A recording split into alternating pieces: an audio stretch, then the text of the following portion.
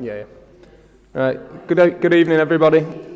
We're now live on YouTube. So, as members will be aware, Councillor Dan Cohen was nominated at the end of the October meeting to chair this meeting. Are all members agreeable? Yep. Thank you. Right. Councillor Cohen's formally elected as chair.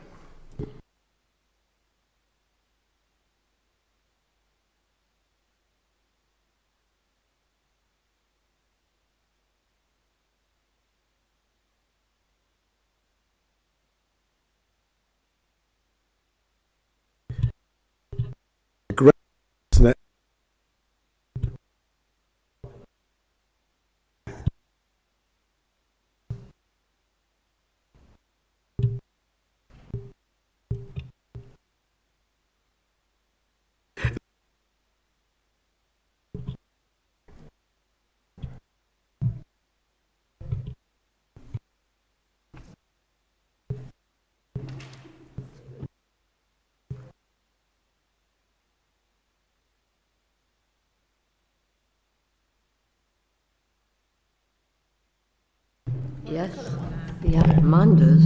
Yeah.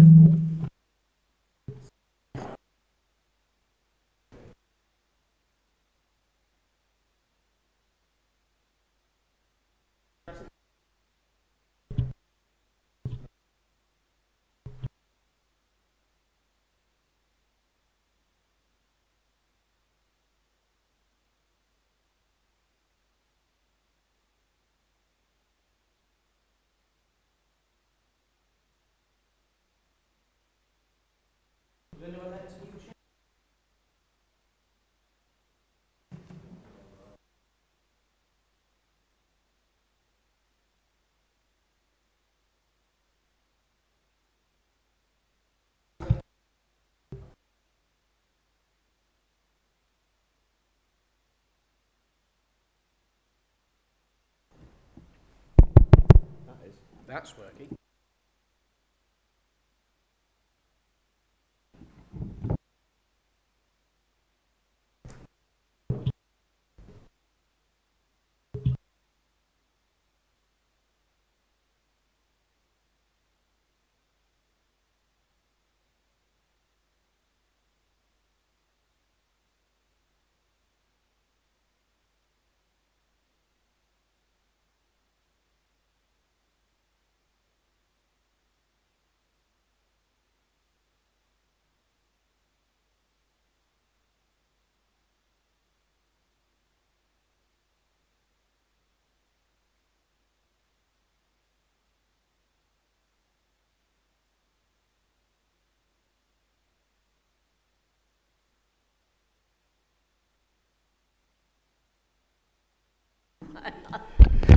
Good evening, everyone. Apologies for that. My name is still Councillor Dan Cohen, one of the three amazing councillors for Woodley, and I will be chairing this evening's meeting. The Outer North East Community Committee covers the Woodley, Harewood and Wetherby wards and is a committee where ward councillors have an opportunity to discuss and make decisions about services and priorities for the local area, and also consider funding applications for local community projects and youth activities. Could I now invite members and officers to introduce themselves, and I will start to my immediate left with the indomitable Councillor Buckley. Thank you. I'm Councillor Neil Buckley from Woodley Ward. Great. Hello, I'm Councillor Lynn Buckley from Woodley Ward. Hello, I'm Councillor Penny Stables from Wetherby Ward. Hello, I'm Sergeant Standen from West Yorkshire Police, covering Harewood and Wetherby wards. Liam Matson, Localities Officer for Outer North East.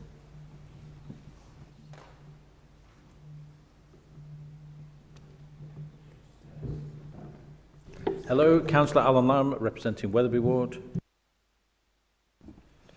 Councillor Matthew Robinson, representing the Harewood Ward. Councillor Sam Firth, also from the Harewood Ward. Hello, I'm Gemma O'Connell from Health Watch Leeds. Hello, I'm Annie King-Davis, also from Health Watch Leeds. Good evening, Toby Russell, Clerk to the Committee. And Jane Patterson, Leeds City Council Communities team. Thank you, everybody. Toby, could you take us through items 1 to 5, please?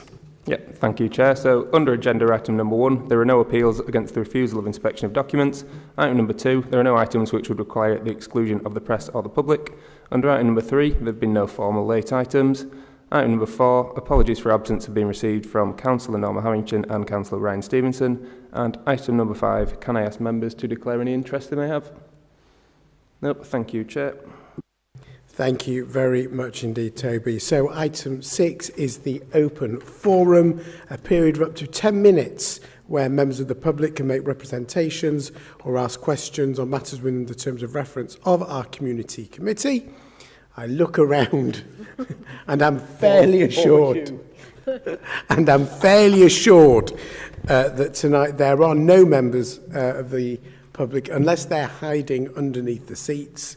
But absenting that, we will move on to item 7, which are the minutes of the previous meeting held on the 7th of October 2024. Colleagues, could I ask if these be accepted as a correct record? Given I can't see everybody, I suggest you shout if there's a problem. That's great. Somebody proposed that. Thanks, Alan, and second. Thanks, Lynn. All in favour? Any against? That's carried. Thank you very much indeed. Do any members wish to raise any matters arising from the minutes? I'll take that as a no. Thank you very much. So that brings us to agenda item 9, Health Watch Leeds. Gemma, over to you. Thank you, and I'll just share my presentation.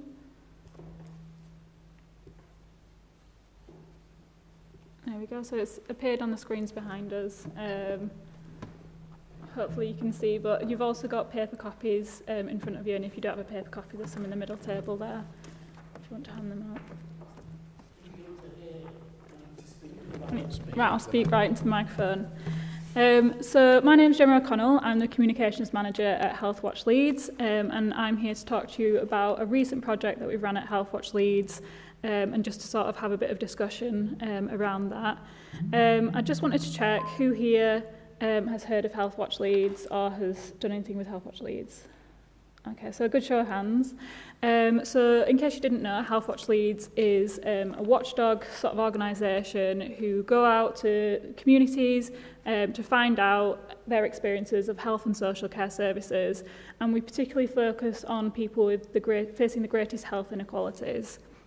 We actively go out and gather people's views, but also people can come to us as well and give us their feedback.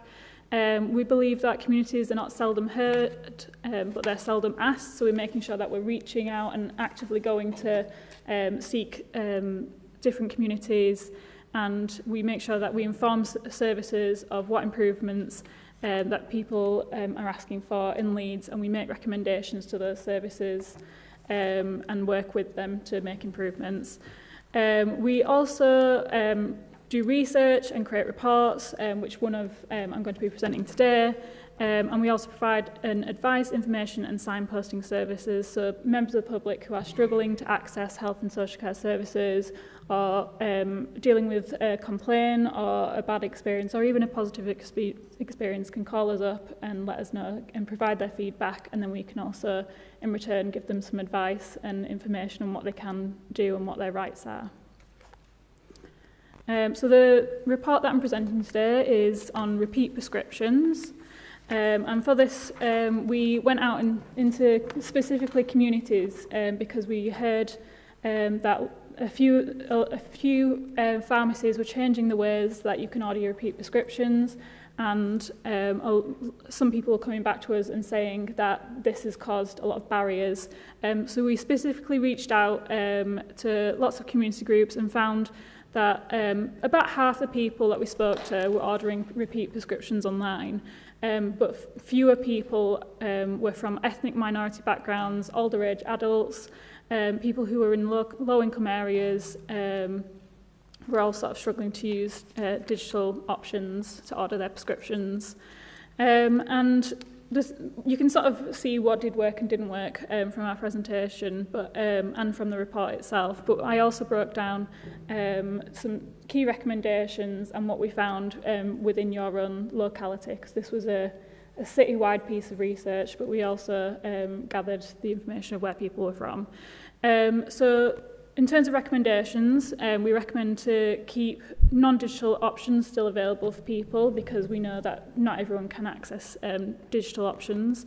To make sure that we're spreading the word about this, so that surgeries and pharmacies are making people aware of electronic repeat prescription dispensing, as that was the automatic dispensing was spoken quite highly of, and we had quite positive feedback about that, because people weren't facing the barriers themselves. It was automated, so it's useful to make more people aware that that is an option, but also useful to make people aware of the correct information that's out there in order to order their repeat prescriptions. And then also better tracking to sort of reduce misinformation and making sure people are getting their prescriptions ready on time.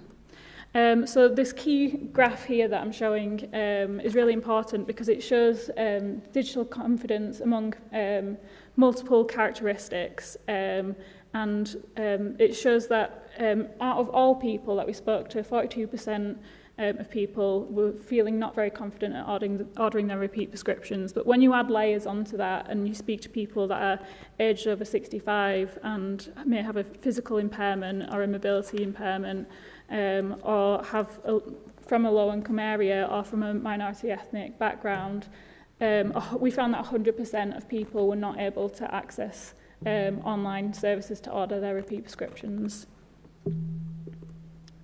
So breaking it down by area, in the outer north Leeds area, we spoke to a total of, I think it's 15 people, so it's not a great amount, but if you're thinking about speaking to communities directly that are ordering repeat prescriptions specifically, then you could say that this is quite representative in terms of including people with a mobility impairment, sensory impairment, mental health conditions, and other sort of differences that may affect that.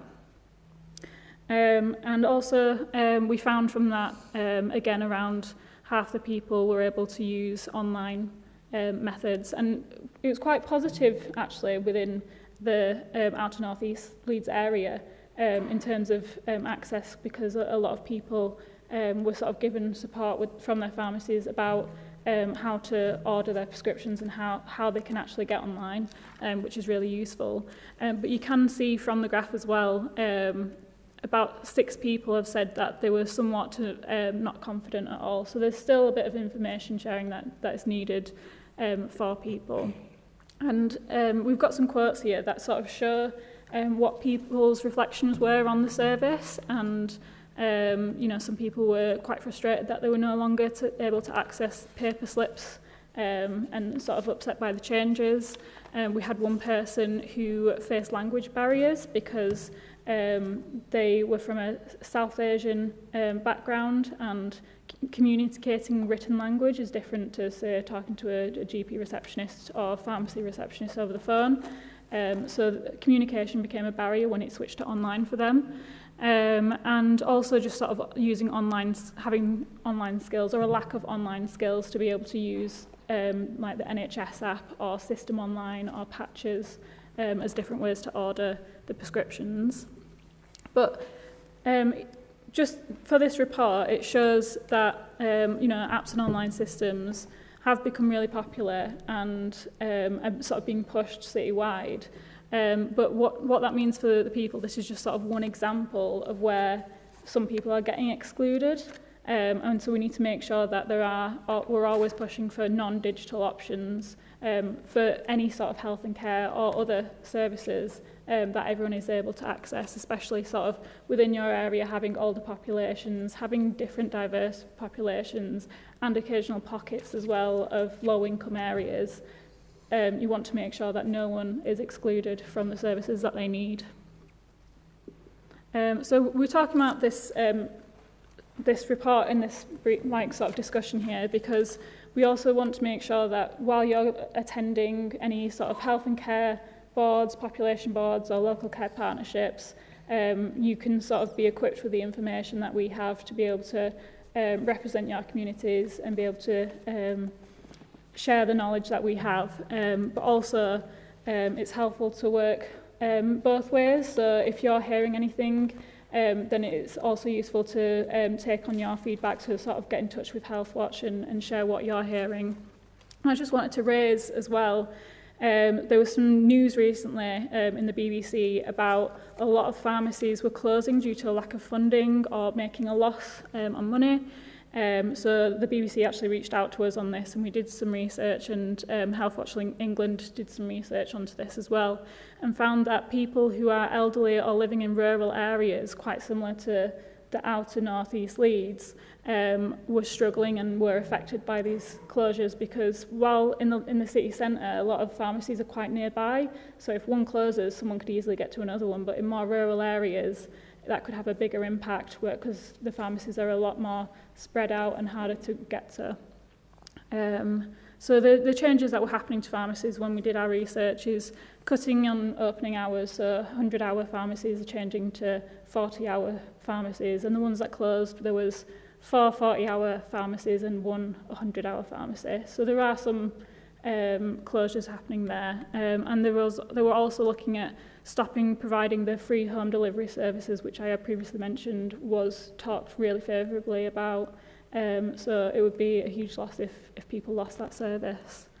And then also stopping services such as emergency contraception, substance misuse and smoking support services, because pharmacies provide other services as well as medication dispensing, so that could also have an impact on how people access those services.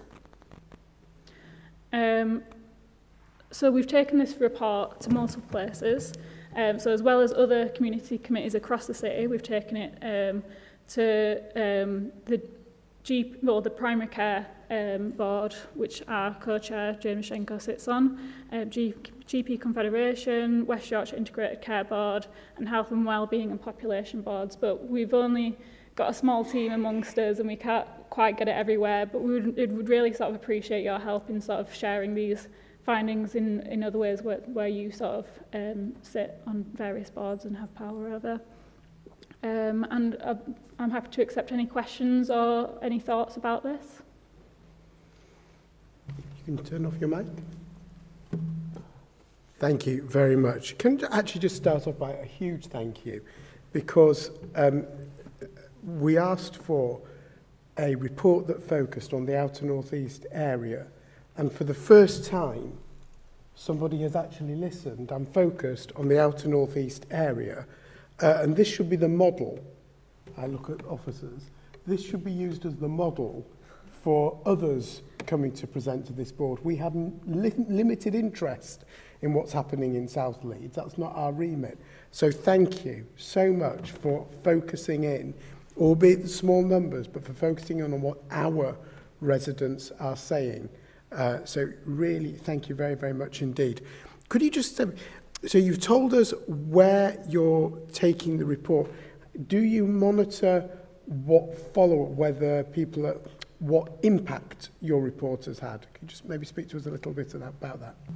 Yeah, so for all of our reports, we tend to chase it up with the places that we've sent it to, and try and record the impact that happens as a result. So, Anna, do you know of any impact that's happened so far? Or no? So, because it's a fairly new report as well, sometimes changes do take a while, but yeah, we do follow up on the impact.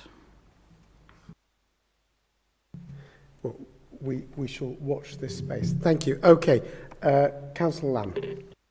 Yeah, thank you, Chair. Thank you for the report. Just first of all, can I just ask a clarification on was this exclusively to people who need repeat prescriptions that you contacted? Yeah, so it was just people that currently use the repeat prescription service. Okay, because the reason I ask is that would intuitively mean that they have an ongoing medical need. So do you have data as to how their responses would compare to the population at large? Sorry, I don't understand your question there. So their responses in comparison to people who don't order repeat prescriptions? Yeah, well, I don't know what proportion of the population have an ongoing medical need and therefore need a repeat prescription. But if the survey is just focused purely on people who do need a repeat prescription, I just don't know if the data is available that would tell us for the whole population if the responses would be similar.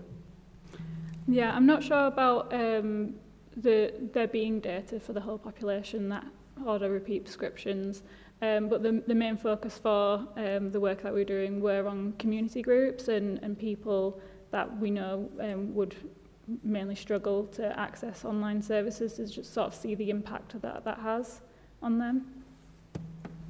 Okay, thank you. And my final question, it is a small sample size, but the conclusion that you seem to draw from it is reaffirming that for a lot of people, for all the benefits of digital technology, for a lot of people, they will continue to rely on more traditional methods of accessing healthcare and repeat prescriptions. So am I taking it that the message for us to go out and deliver is they need to absolutely be sacrosanct and available for those that need them? Yeah, so the message is to make sure that people have a choice. We did do a report 5 years ago on digital exclusion, and we were finding the same things even now after 5 years later and COVID having a massive shift onto online access to services instead of face-to-face. And we're still seeing the same sort of things where people need a choice and are struggling to access online services, whether it's they don't have the means to access it, they don't have a digital device, whether they can't afford it, or whether they just don't have the knowledge and the skill set to be able to do that. So yeah, it's the same message. Thank you. Councillor Stables. Thank you, and thanks very much. I thought that was really interesting. I just wondered, in terms of the cuts in services from pharmacies and the fact that pharmacies are closing, and we've seen reduction in services in terms of the number of deliveries that are being done now, and the cutbacks on those. I just wondered what has changed in terms of the funding. Is it funding from government that's changed, or what's changed that's caused this to happen? I believe it's NHS funding that's changed, and it's also due to there's been a restructure in the contracting of pharmacies, and so that those structural changes have also impacted it. Thank you. Councillor Buckley. Councillor Neil Buckley. Thank you. Just two questions, if I can, very quick. How do you actually gather the views of people in a district? Is it just at random, or do you specify certain areas which are deemed to be more in need and that kind of thing? That's my first question. The second question is slightly off-piste, if you like, but who qualifies for a delivery by van? And who pays for that? So to answer your first question, in terms of the methodology, we had an online survey that was available for the whole public, anyone that we shared it sort of across our social media and in our newsletter, which we also have a postal newsletter, so people could get in touch with us over the telephone and other ways. Not just online. And then we also went out to community groups, so existing groups and various areas. So as we mentioned, sort of non-low income areas, such as areas in Hare Hills and Beeston. But then we spoke to sort of older people's groups as well. So we visited various elderly actions, and so that was sort of across the city. What was the other way? We also, through our volunteers as well, so our network of volunteers live in all areas of Leeds, so they share it amongst their friends and family, just to make sure we have coverage everywhere.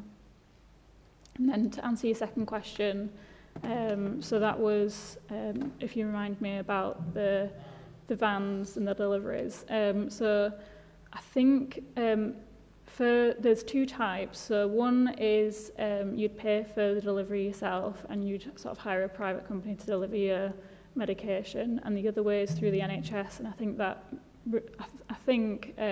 but it might need to sort of double check that, is that you get that if you qualify, so if you've got certain medical restrictions, mobility issues, that might mean that you're not able to go to a pharmacy and pick up your medication.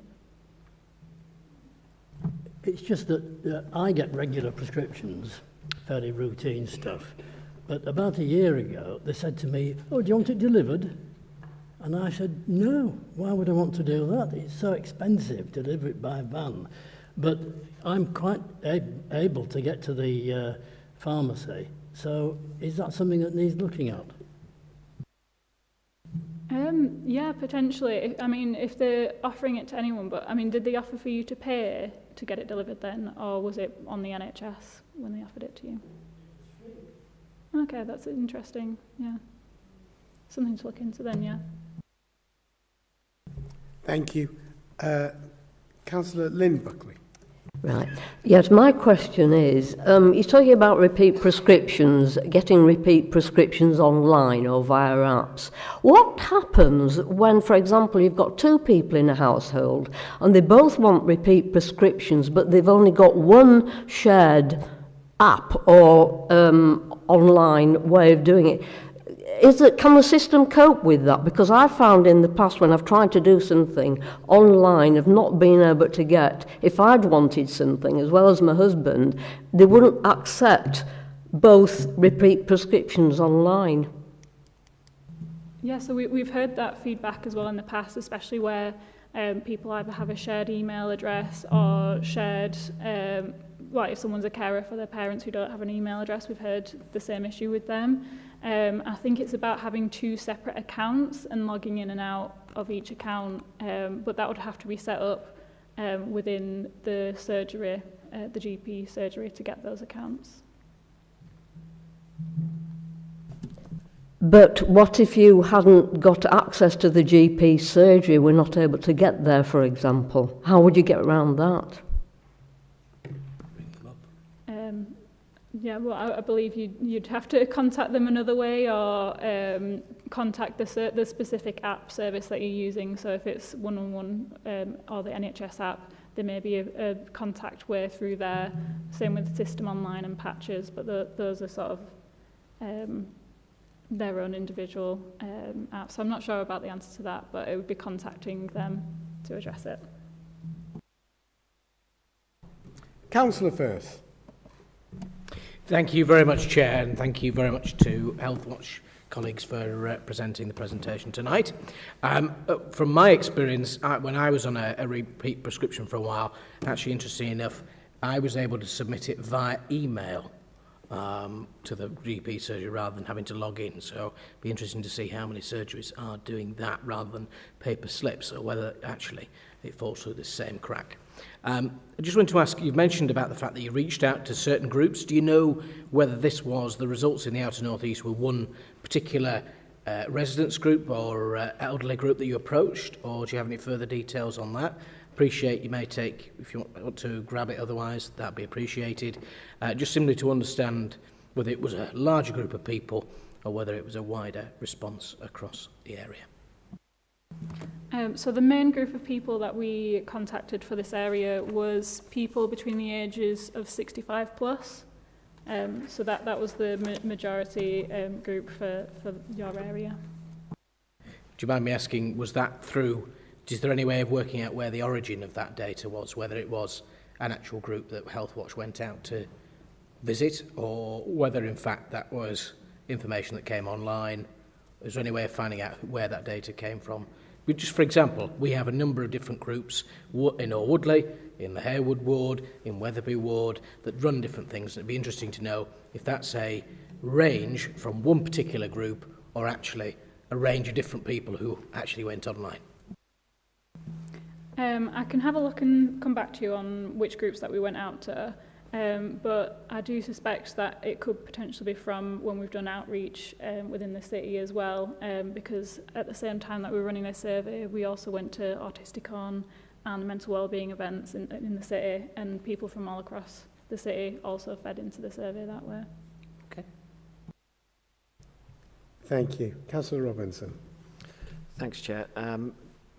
Will the report be shared with 100% digital Leeds? Because it feels like, given the concerns that people have raised, there's a real need to try and look at some of the digital skills outreach that we need to do in the ward, on wards across the area, to make sure people have the skills they need to get these prescriptions. Yeah, thank you. That sounds like a really good place to share it as well. So if it's not already there, we'll make sure we share it with them. Colleagues, any other questions? No? Well, thank you, Gemma, very much indeed for an excellent report. Very much appreciated. If you turn to page 15, colleagues, you'll see the recommendation. It's actually slightly wrong in the papers, so apologies. We're asked to note the update from obviously it should be from Health Watch Leeds rather than from the police, and comment as appropriate, which we've done. And everybody in favour of that? All in favour, thank you very much. Any against? No abstentions, that's carried. Thank you very much indeed. Okay, thank you very much. You are more than welcome to stay for what will be incredibly, I assure you, scintillating as we discuss policing and finance in the outer northeast area. Equally, should you wish to crack on with your Christmas celebrations, well, I see Councillor Firth is making sure you get chocolate, just to... the famous feeder of outer northeast. Brings us to item 10, neighbourhood policing priorities. So we have Sergeant Sam Standen to present this item. And Sergeant, if I can remind you, we have all obviously seen the report in the papers, so please don't feel the need to talk us through that, but we are in your hands, sir. Thank you, Chair. In that case, I will just summarise it and add a couple of bits in if I can. The North East Neighbourhood Policing Team, which covers 3 inner wards and obviously 3 outer wards, the wards of Alwoodley, Harewood and Wetherby, is still under Inspector Richard Armstead, and as far as I know, for the foreseeable future will be under him. The resourcing of the team is currently at 4 sergeants, 19 PCs and 20 PCSOs. We've got some levers on the team, but obviously we're trying to be flexible as best we possibly can. Specifically, the outer northeast wards account for around 45% of available staffing, with 4 full-time and 2 part-time PCSOs and 3 full-time PCs based at Wetherby Police Station. Within those numbers, I've now also, as the sergeant for Harewood and Wetherby, got a dedicated wildlife and rural crime officer in the form of a PC that had temporarily left, but is now back for the foreseeable future. In addition, on last year, for Harewood and Wetherby wards, I've also managed to secure 2 PCSOs, which I know Councillor Lamb asked about last year, so we've managed to come through on that one. With the flexibility to staff each team, none of the outer northeast wards have seen or will at this time see a reduction in staff. Covering Alwoodley and based out of Stainbet Police Station are a mix of 9 full-time PCs and PCSOs with 1 full-time sergeant. The crime demand by ward in 2024, up until this report was written, was Alwoodley 16.86%, Harewood 9.39%, and Wetherby 10.51%, which, to be honest, are the kind of figures that I would expect to be seeing at this time. The police and public priorities haven't particularly changed on last year. Antisocial behaviour is still a main concern in Alwoodley Ward, particularly around the Moore-Allerton Centre, and we're working with the Leeds Antisocial Behaviour team and regular contact points there, including operations as well. In addition, residential burglary, which I know is a concern for many of the residents in Alwoodley. We are working hard to try and target harden and do crime prevention on addresses, in addition to using intelligence-led patrols as well. In Harewood Ward, there is a lot of public concern about speeding throughout the ward. We are trying to use the money that we have been given by the Harewood Ward particularly in relation to try and target that speeding. We're working as well towards West Yorkshire Police's Vision Zero with patrols cracking down on dangerous driving as well. In addition, the policing priority of residential burglary, we're trying again to use intelligence-led patrols in the same way that we are in Alwoodley. The rural burglaries is a concern. These are starting to creep up again, which is pretty expecting for this time of year. It's a good time for me to have my rural officer back again, who has only been in post for about 2 weeks, and he's already working to try and reduce that. The rural and wildlife crime might not be one that a lot of people tend to be concerned about. It obviously is a concern to some people, but other people should be concerned because the kind of people that are committing these crimes are related and are associates of people who commit more serious crimes, such as burglaries, particularly the rural burglaries. We have, in this past year, worked very hard to try and disrupt 3 particular people, one of which is currently at CPS in order to try and lay charges, and we've had particular success with one of the others, him being given an extremely large fine and a ban on keeping animals for around 10 years. Harewood Ward suffers particularly from fraud, particularly given the elderly makeup of the ward. My PCSOs do try and do a lot of fraud awareness events, and we've just recently had a fraud and scam social media campaign providing advice in the run-up to Black Friday. In Wetherby Ward, the public priority is road safety. In addition to antisocial behaviour across Wetherby Town Centre, we've worked very hard to try and remove 2 campers who were causing, to be honest, chaos in Wetherby Town Centre, and I don't think there will be a particular disagreement among people here in relation to that. We have further court appearances in order to try and reduce their effect on the town. Residential burglary is a concern, and again, we are acting in the same way as we have in Alwoodley and in Harewood. I know commercial burglaries are also a concern as well. In addition, fraud as well is a concern in the way that it is in Harewood, and we are continuing with, again, our scam social media campaign and fraud awareness events.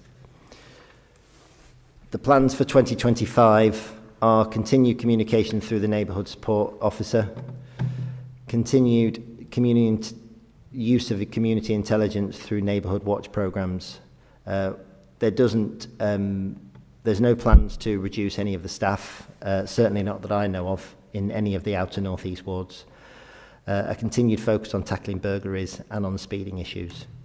And I can report as well that in New York, for New Year's Eve, the North East MPT will be very much Wetherby based as well. Thank you. Thank you, Sergeant. Councillor Buckley. Thank you, Chair. I've got 2 or 3 questions, but they're all quite short. You mentioned here that the Alwoodley staff are based out of Steinbeck Police Station. Is this open to the public at all? And if so, when? That's my first question. And you say here that you also have a regular 3-weekly contact point here at the library with local businesses. Could you just tell us a bit more about that, please? What kind of businesses tend to come to that and what you discuss? At the bottom of the page, we are also carrying out regular patrols of the area. How regular? what sort of time scales are on this? And then my last question is, from January to November, there have been 101 residential burglaries in All Woodley. How many of them have been solved?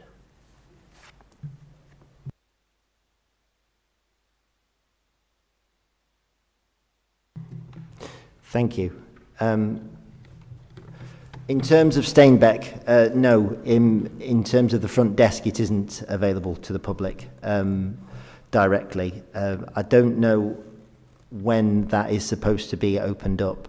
I do know that the custody suite is going to be opened up in the new year, so I would like to think that there will be the idea of the front office being opened up sooner rather than later.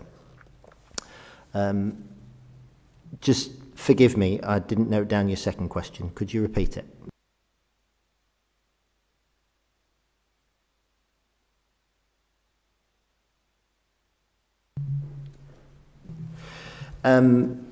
I specifically don't actually have, don't run the Old Woodley ward. However, I do know that the PCSOs down there, particularly PCSO Sarah Shaw and Paul Tannard, do run as best as possible a 3-weekly contact point when they're available.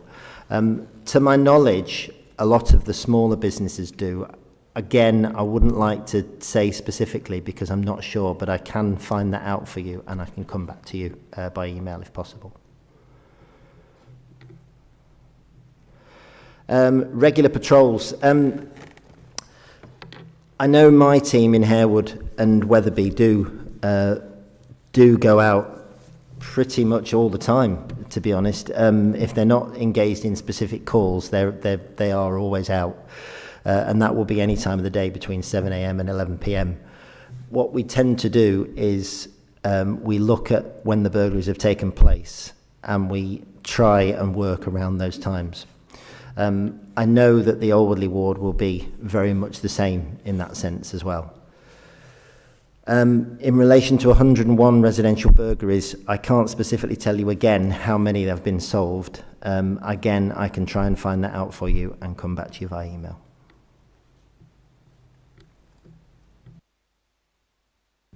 Thank you. Neil, you wanted to come back to? So can I just ask, I'm just looking at the data you gave us, where All Woodley accounts for about 16.8% of the crime. And as All Woodley councillors, as you probably gathered from my comments before, we're wanting to know about All Woodley. I'm curious to know why we don't have anybody from All Woodley also here this evening. It would normally be the inspector who comes to this, who obviously would cover all 3 wards. Unfortunately, he's not well at the moment, so he has asked me to come in his stead. And I was, to be honest, slightly nervous of that question because I am not, as I say, I don't have a great deal of information on All Woodley. But obviously any questions that you have, I will respond as soon as I possibly can. You see, obviously, members of the public will watch this meeting. And while I'm absolutely sure colleagues from Wetherby are reassured to know that the lion's share of the resource on New Year's Eve will be in Wetherby Town, and that makes sense in that it is a town and a standalone town. Harewood residents and All Woodley residents will be concerned to feel that they are underprotected and under-resourced on New Year's Eve. So perhaps you could just give us some reassurance around that. No, they won't be under-resourced. The general policing for the whole of Leeds, there will be countless resources from the centre, so they will likely be based in Leeds city centre as well. Any calls will be serviced, as they always are, as best as possible. When I say Wetherby Town Centre, it will be devoted to Wetherby Town Centre, but if any calls do come in, we will obviously respond to those when in the Harewood and Old Woodley. Thank you.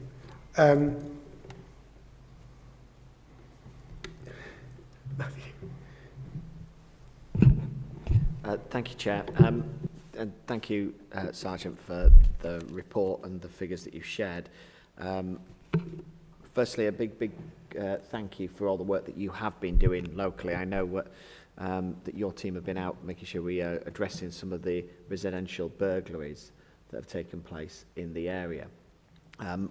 What tips and advice would you be giving to residents that they should be looking out for at this time of year when we know we start to see spikes in burglary dwellings to properties? So what would you be advising people in the Harewood ward, but also Wetherby and Alwoodley wards, they should be doing and looking out for at this time? First of all, I would say protect your own properties and yourselves as a priority, because obviously if you don't protect yourselves and something should happen to you, then you obviously can't help other people. So I would say, as a standard rule, personally, if I can't see my front door from wherever I am, it's locked. I don't think you need to go to the extreme of locking all your windows, but I would certainly shut them again if you can't see them, or have them on some form of night lock. Don't have really obvious things on display. Put your car keys and other keys in a more secure place rather than, and I know it's hard to believe, but people still do, very much in the window or right by the door where people can see them. What you need to be doing is discouraging burglars from wanting to get into your house. And if you follow those specific rules, you will 90% of the chance avoid any kind of burglary. What I would also say, however, is report incidents, suspicious incidents, whether it be through Crime Stoppers or if it's an ongoing incident, report it straight away. The number of times we've had incidents where people have reported that a suspicious vehicle is there and they've decided to go through Crime Stoppers and they've reported it late, maybe a couple of days afterwards, when that information is not really any good to us. If we can get out and respond to it, we will. If we've got patrols on and suddenly some information comes in via 101 or 999 that there is a suspicious vehicle or a suspicious people in the area, and if we've got the capability, we will respond to that and we will be in the area. And one follow-up, Chair, if I may. So we're at that area where it's the last community committee of 2024, we're entering 2025. Thinking ahead, what issue, in terms of being sergeant for our area, concerns you most going into 2025? And what can we do as councillors to help you address that?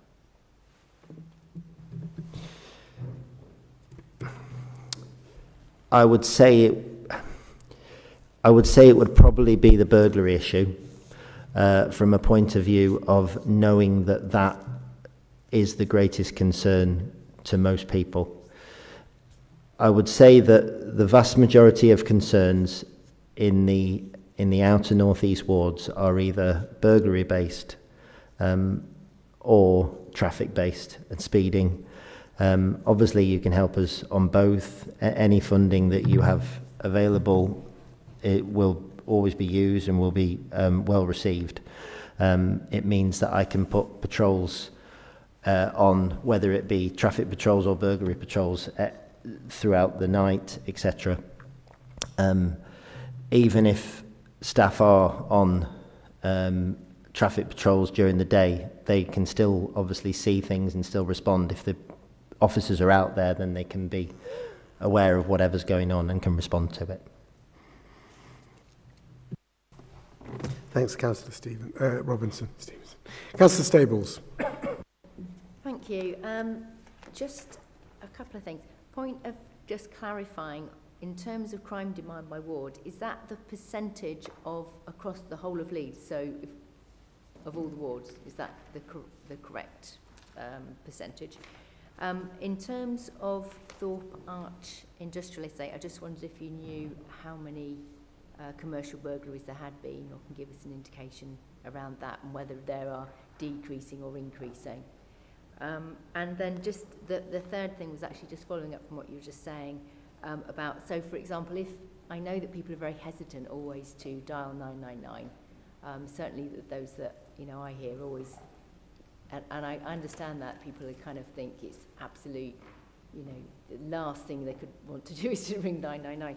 So if they were to see something going, you know, like a suspicious vehicle, is 999 appropriate, or is 101 a better way to do it? And is there a way to, because I know people also complain that it's difficult to get through on 101, you have to hang on a long time. Is there a way to get it through to you quickly online? Thank you.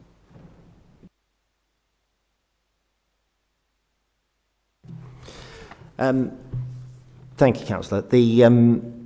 The crime demand is the percentage of northeast wards. So the 100% would be made up from crime in Moortown, Chapeltown, or Chapel Allerton, I should say, and Rounday.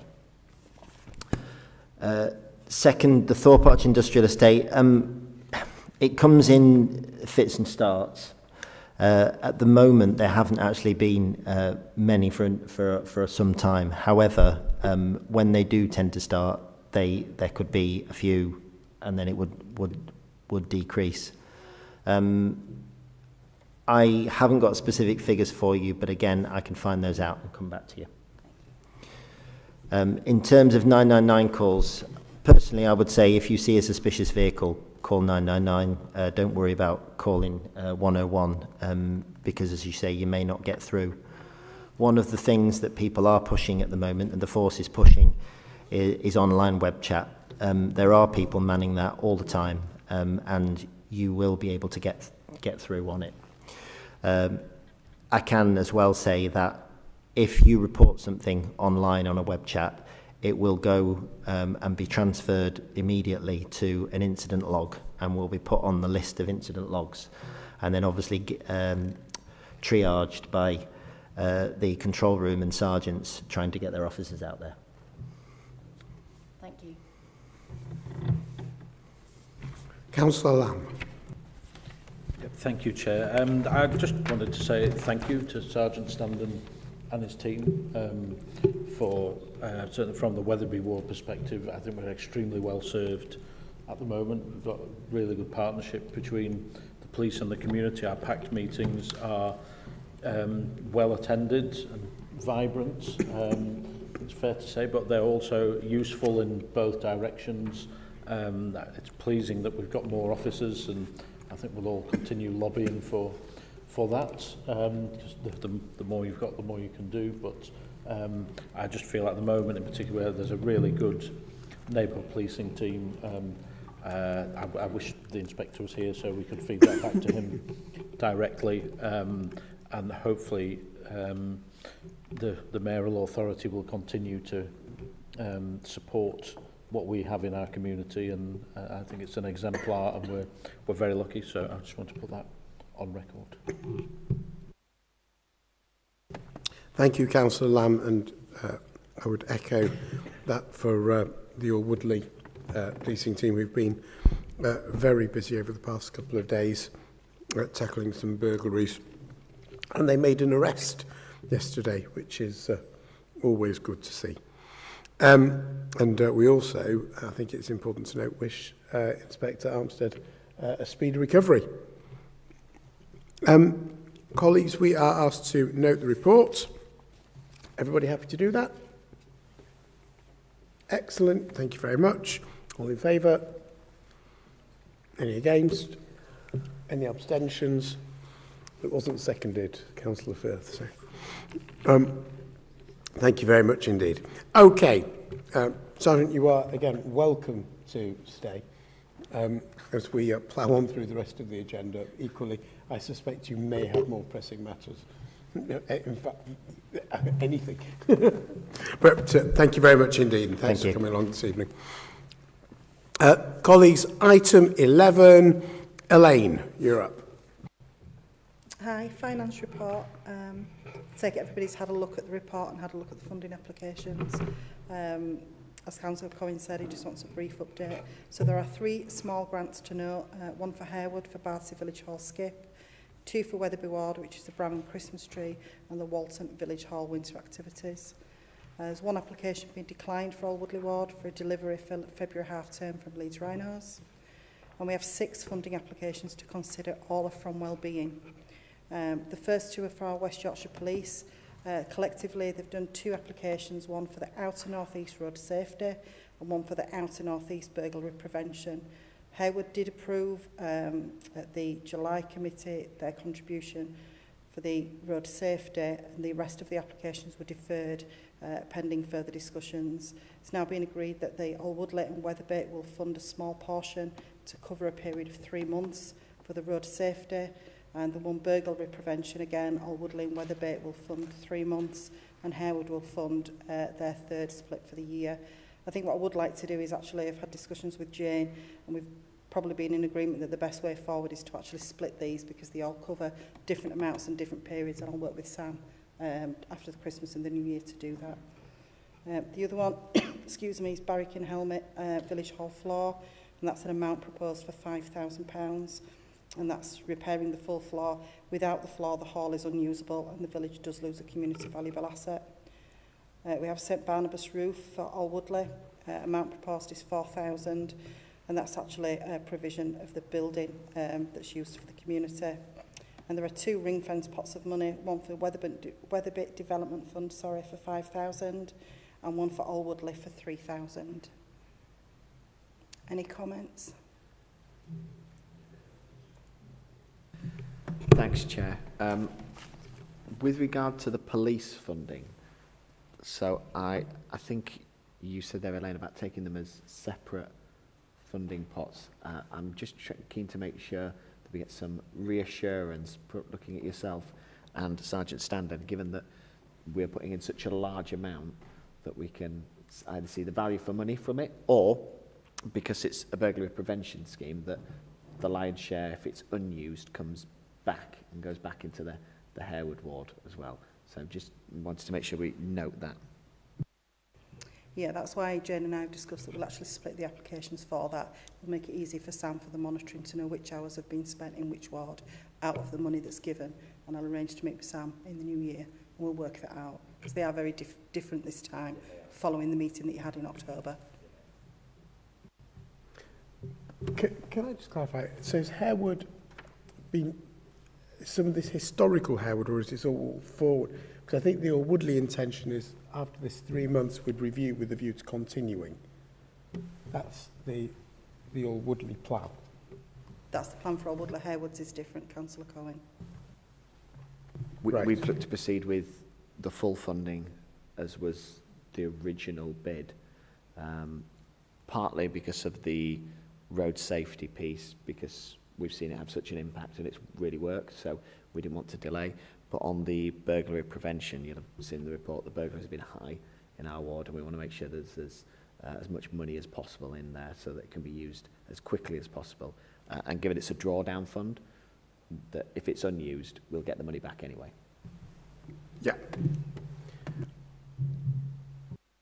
I'm just trying to work out in terms of, because the way it's set out, and that's what I'm trying to understand, the hours split is 88 hours per ward over 3 months. Or is that wrong? Is the Harewood, I'm just trying to understand the maths around it. So is the Harewood, how's the Harewood different? They're just doing 12 months straight off now, whereas we're doing 3 months with the review in that 3 months. Is that correct? That's correct. That's why I'll work with Sam to split those hours, because we've gone with what they applied for. So I suppose it's slightly confusing with the provision of hours, because it's what was on the original application. Because the original application came quite a long time ago. Yeah, and you approved it straight away, I thought.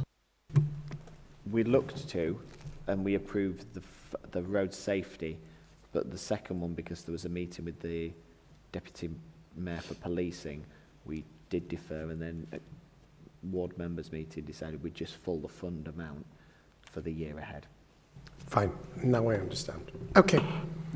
I suppose, so the takeaway for residents across the outer northeast is that over the next 3 months, all wards and then everybody, well, all Woodley will be reviewing, Harewood will continue, and Weatherby will look at things, I'm sure. Excellent. Is everybody okay with all of those? Does anybody want to separate any of those out individually? Okay, all in favour? Will you stop with your recorded votes? Correct. Thank you for that. Elaine, is that all okay for you? That's lovely, thanks. Fantastic, thank you. And I'm sure residents across the area will be reassured to know that there will be that increased laser-like focus on burglary prevention and tackling speeding across our local areas. Item 12, update report. Elaine. I take it you've all read the one update report to cover the outer north east for the last couple of months. I just want to ask if there's any questions or anything you want covering within that report in more detail. I see no questions. Any comments, anybody?